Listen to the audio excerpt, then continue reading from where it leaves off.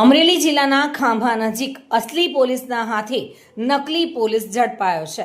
હની ટ્રેપનો આરોપી પોલીસના નકલી આઈ કાર્ડ સાથે ઝડપાયો છે. શંકાસ્પદ કારની તલાશી લેતા પોલીસને પોલીસનું નકલી આઈ કાર્ડ મળી આવ્યું છે.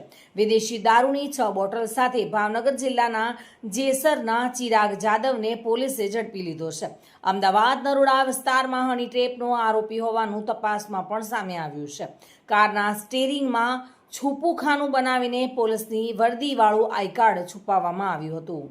જોકે હની ટ્રેપમાં ફરિયાદી પાસેથી 3 લાખ પડાવ્યા હોવાની વિગતો પણ સામે આવી છે. ડુપ્લિકેટ પોલીસનું આઈ કાર્ડ રાખી જેસરનો શખ્સ રોફ જમાવતો હતો. જોકે અસલી પોલીસના હાથમાં આ નકલી પોલીસ પડ્યો છે અને અસલી પોલીસે હવે વધુ તપાસ હાથ ધરી છે. ખાંભા પોલીસ સ્ટેશન તથા દવડાન આઉટપોસ્ટના જે સ્ટાફ જે રાત્રે રેગ્યુલર પેટ્રોલિંગમાં હતા ત્યારે 9 તારીખની રાત્રે એમને એક શકબંધ ગાડી મળેલી હતી, જેની તપાસ કરતા તેનામાંથી 6 નંગ ઇંગ્લિશ દારૂની બોટલો મળી આવેલી હતી.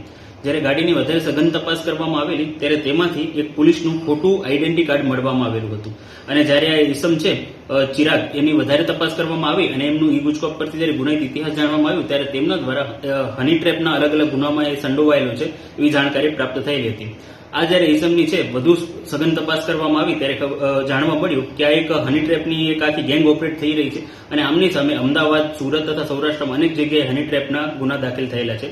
આ લોકો દ્વારા આ જે ગેંગ છે એનામાં 2 સ્ત્રીઓ તથા અનેક પુરુષો સામેલ હતા. તેમના દ્વારા જે લોકો છે એમને મેસેજ કરી એકાંત જગ્યાએ બોલાવવામાં આવતા અને જ્યારે એ સ્ત્રીઓ જોડે હોય ત્યારે આ જે ગેંગના સભ્યો છે એ ખોટું પોલીસની આઈડેન્ટિટી કાર્ડ આપી અને એમની ઉપર એક્સટોર્શન કરતા હતા અને એમની પાસેથી પૈસા મેળવતા હતા.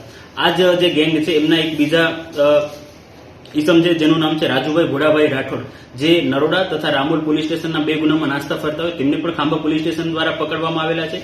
અને આ જે આરોપી છે ચિરાગ, એ પણ અમદાવાદના નરોડા પોલીસ સ્ટેશનના ગુનામાં નાસ્તા ફરતા હોય તેમને પણ ખાંભા પોલીસની ટીમ દ્વારા પકડવામાં આવેલા છે.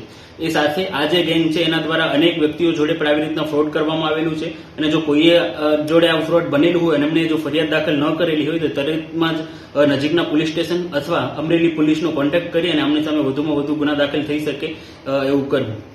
સર, આરોપી ઉપરાંત બીજા કોઈ અન્ય મદદગારી કે બીજા કોઈ આરોપીઓ હોય તો એ વિશે તપાસ ક્યાં પહોંચી છે? હાલમાં અમારા દ્વારા જે ગુનો દાખલ કરવામાં આવેલું છે એ ફોર્જરીનું છે, જેનામાં એમને પોલીસનો એક ફોટો આઈડેન્ટિટી કાર્ડ છે એ જનરેટ કરેલું છે. એનામાં જે છે એમને આઈડેન્ટિટી કાર્ડ ક્યાંથી બનાવ્યું અને એમને કેવી રીતના મેળવ્યું એનામાં આરોપીઓના નામ ખુલ્યા છે. એ ડાયરેક્શનમાં વધુ તપાસ ચાલુ છે અને જેવી રીતના કોઈ આરોપીની ધરપકડ થશે તો આપણે જાણ કરવામાં આવશે. સરફરાઝ ખોખર સાથે bureau report, today Gujarati news.